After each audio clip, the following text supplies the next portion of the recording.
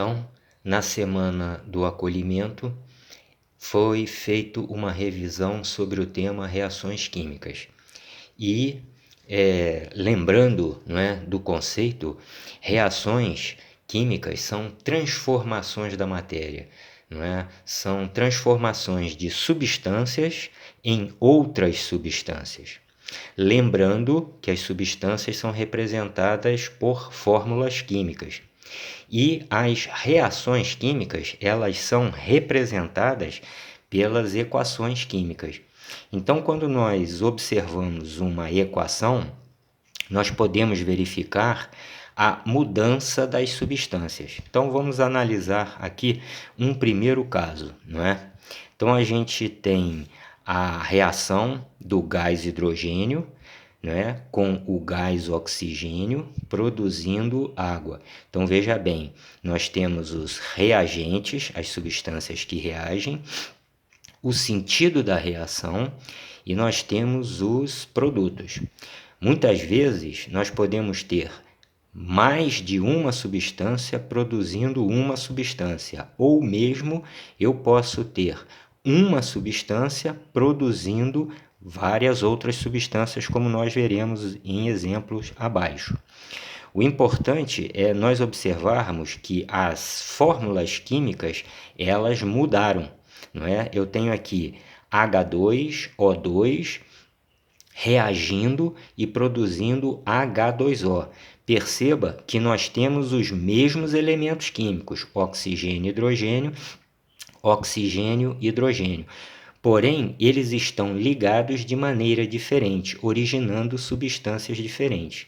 Então, em uma reação química, as substâncias são transformadas em outras substâncias. Nesse caso específico, quando você tem mais de uma substância produzindo uma substância, então você tem uma reação de síntese, combinação ou síntese. Você pode ter o caso em que uma substância dá origem a mais de uma substância. Então está havendo aqui uma decomposição. Repara novamente, H2O2 produzindo H2O2. Eu tenho os mesmos elementos, hidrogênio, oxigênio, mas eles estão ligados de maneiras diferentes, Uma outra classificação das reações é aquilo que a gente chama de simples troca.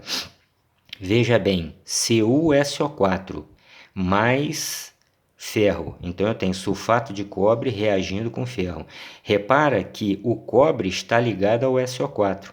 Quando ocorre a reação, há uma troca de posições e o ferro passa agora a estar ligado ao SO4 e o cobre aparece separado. Então isso nós chamamos de simples troca. Em oposição ao que nós chamamos de dupla troca. Veja bem, o ferro associado ao enxofre, o cálcio associado ao cloro.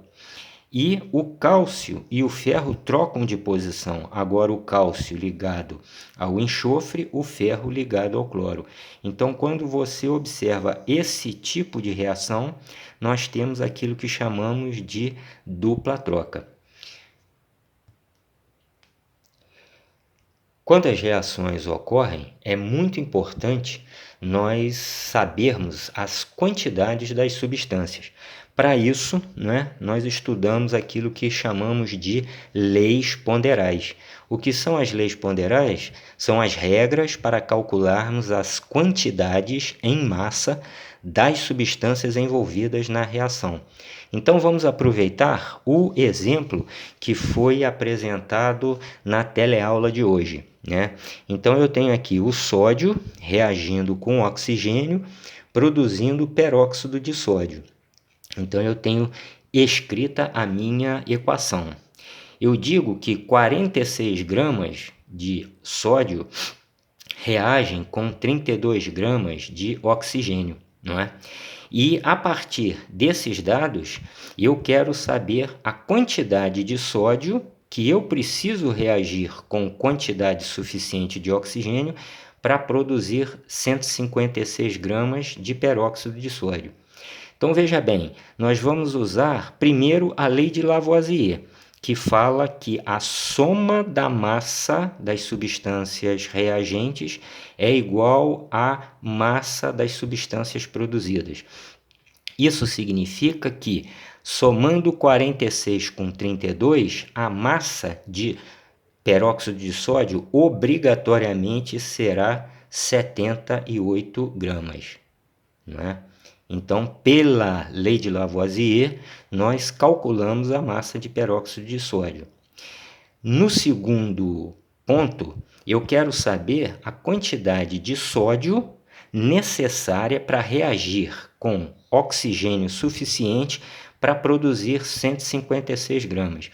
Então, existe a lei de Proust, que fala da proporção entre as substâncias. E nós vamos observar que a referência do número 156 é o número 78.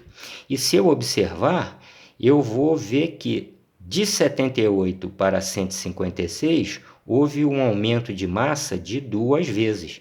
Desta maneira, todas as outras massas devem seguir esta proporção. Então, aqui também eu tenho que multiplicar por 2. Desta maneira, eu vou obter 92 gramas. Então, eu espero que vocês tenham compreendido e qualquer dúvida, por favor, envie mensagem. Muito obrigado.